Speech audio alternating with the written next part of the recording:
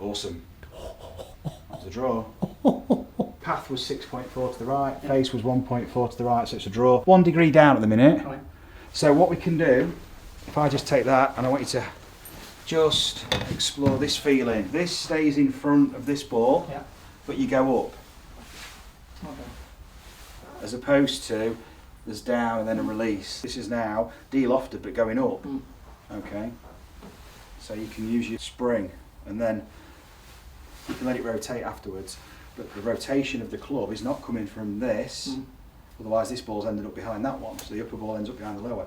To keep the upper ball in front of the lower, but rotate the club face, we need to be doing this. So it's a slightly different way of rotating the face. It's that rotation we're looking for.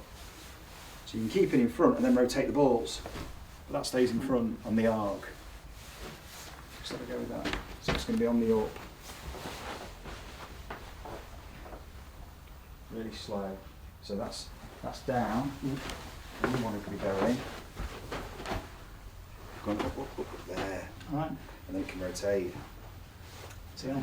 That's alien. That's how you rotate the face. So see the tennis balls.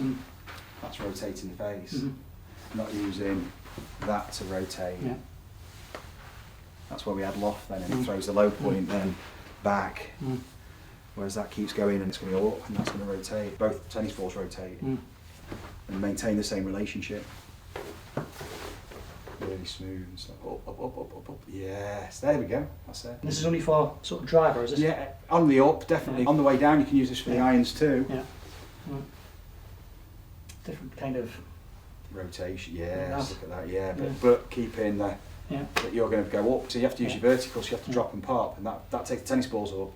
So just swing back, swing it down, and just keep the tennis balls behind and stop down here. Down, stop. Now, to get them to go up, you've got to push off the left. There we go. Don't release. Just don't do anything with the wrist. Just feel how the left hip and left leg can send the tennis balls up. Yeah, they throw them up. Now you can do that even earlier with the driver. You can go up earlier to get the tennis balls up. Yes, even up. There we go.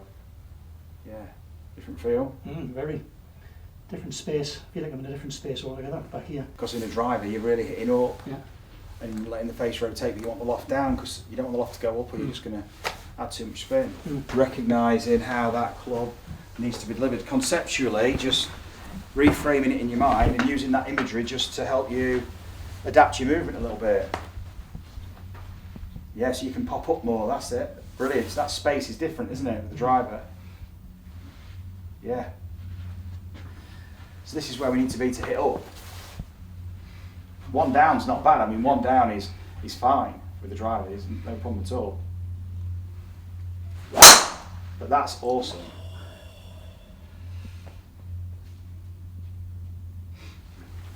Look at your carry, 238. It's still 2,000 odd spins. That's more bona fide. 240 carry, just pushed a bit, didn't it? But let's have a look at that. Let's see. So look at what you just did. Hi everyone.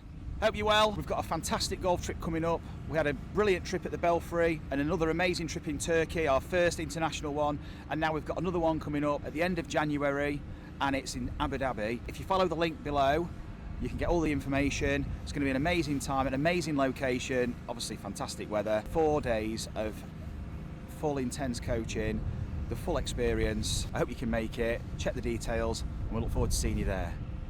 Plus 5.9. Your face was just a bit open, but that's also now, if you're used to using this to square your face and you haven't got that now because you're going that way, you've got to just allow your face to rotate a bit, that's all. And then when you'll actually bring your dynamic loft down, you'll hit it further because your dynamic loft was 15.9, which isn't bad. And your spin was 2.7, spin was fantastic. I mean, it's good that, but your spin axis was just to the right. That'll get your spin axis to the left, drawing it. Bring the dynamic loft down a bit. What's kind of like the optimal launch angle? Is it like 14 to 16 or? It depends on the ball speed, the spin, club delivery. But for this if we could, 15.9 is pretty good. I mean, it's good.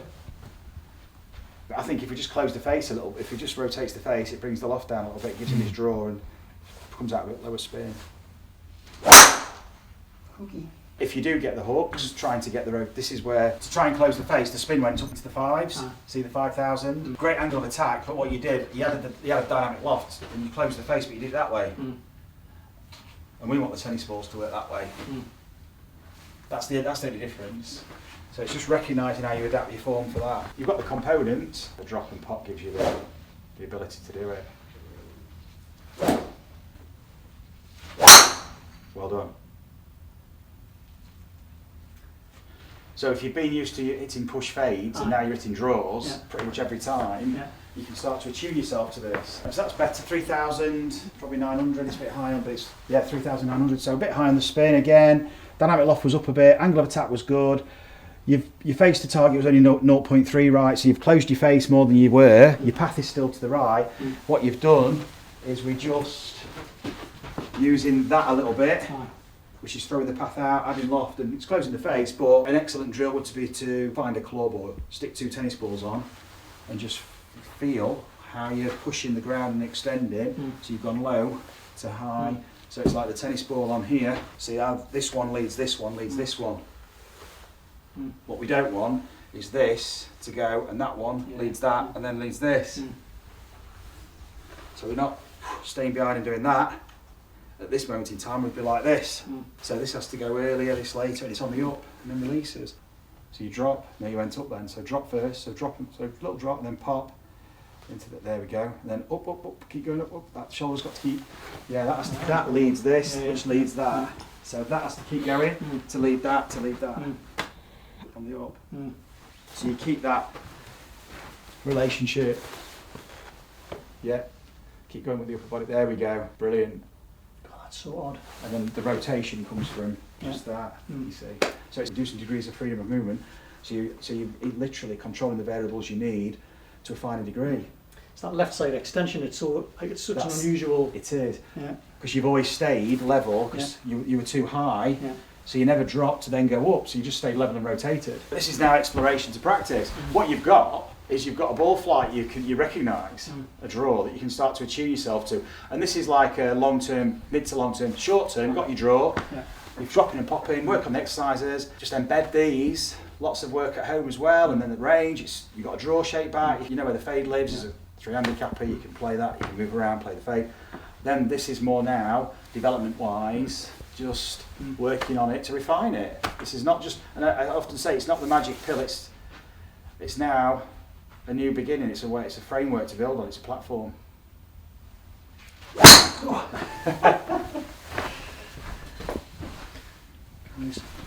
So drop pop, got a shift.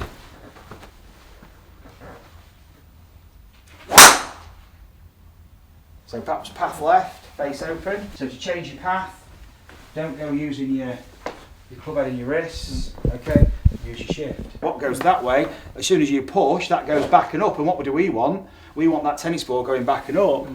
So to do that, we've got to go down and forward first, into that draw place.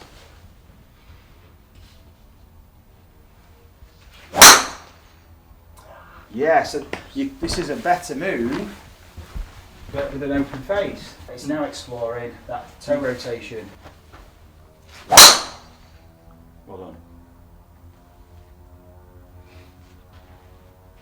Look at that. Better on the arms. Yes, well done. So you can play with that shape for the meantime while you're working on your game. You know where your game's at. Playing with the draw, you can just aim out rightly, just drifting because you've got the body movement to facilitate that intention. So there's intention of the shot for the intention of the movement. There you go, brilliant. Wow.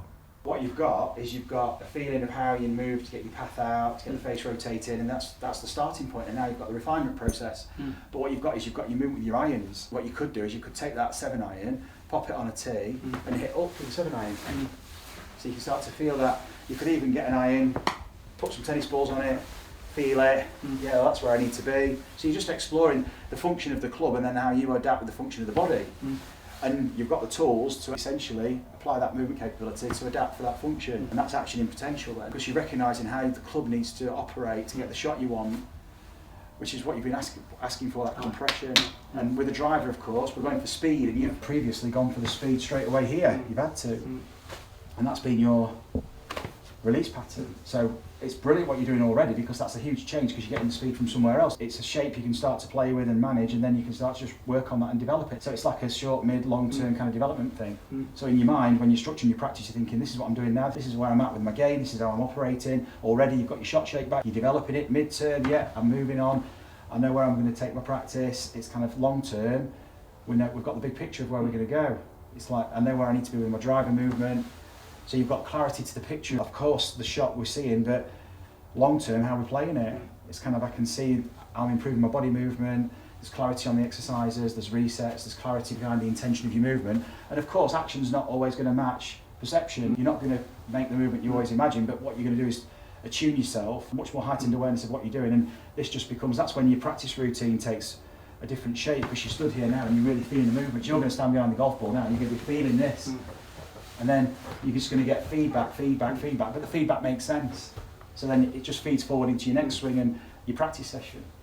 All right. Aye. Mick, brilliant. Thank you very much, sir. Thank you very much. It's been a Cheers. pleasure. Enjoyed it. Thank you. Aye, oh yeah, did I? So I didn't hear the last question. Aye, yes. Awesome, it is. It's definitely a workout. Mental it is, one. isn't it? A mental one more than a physical one. Yeah. It's the fields are so different, and it's recognising that. You've got the movements. It's just using them in golf swing. Using them in a golf swing, because they feel so extreme, don't they? A lot of these movements. Yeah. But awesome. Well done, mate. Well done, Brilliant. mate. I'll take that belt off you. Well done, Nick. Thanks, mate. Fantastic. Cheers. Awesome job.